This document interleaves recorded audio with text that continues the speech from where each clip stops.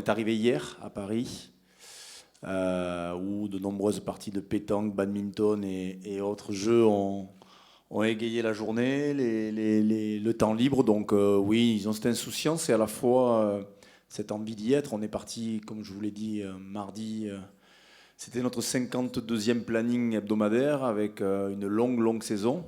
Et donc je pense qu'il leur tarde tous de démarrer ce match et de pouvoir vivre pleinement cet événement. Mais l'insouciance et le détachement, il est toujours présent.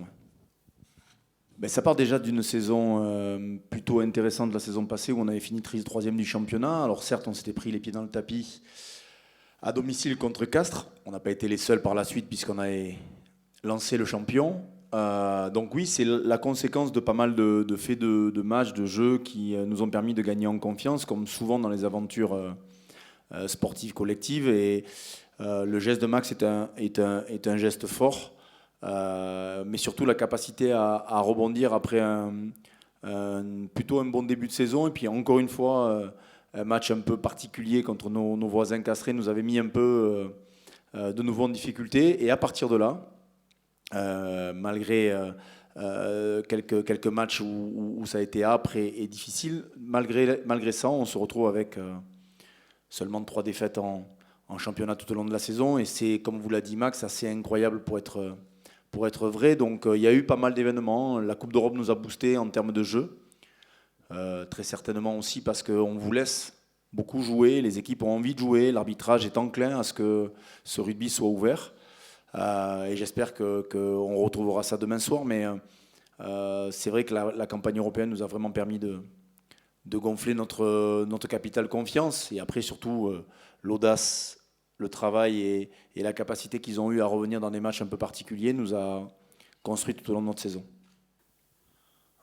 On a du mal à Toulouse à parler des individus parce que notre club, notre équipe, notre groupe a toujours plus d'importance que ce qui peut se passer dans nos têtes de manière individuelle. Donc on a la fierté d'avoir été capable sur 2 saisons de remettre un rugby qui ressemblait à ce qu'on souhaitait faire.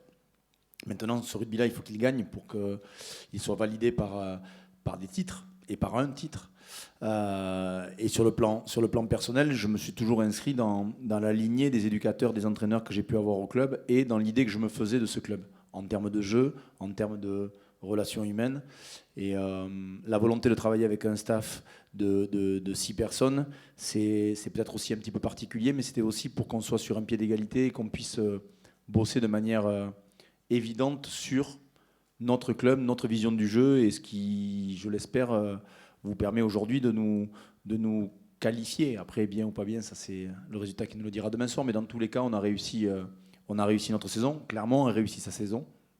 Donc il y aura un très déçu et un très heureux à la fin de cette rencontre. Mais voilà, on a tous envie d'y être. Et pour revenir encore une fois à votre question, on est tous porteurs de quelque chose, d'un état d'esprit.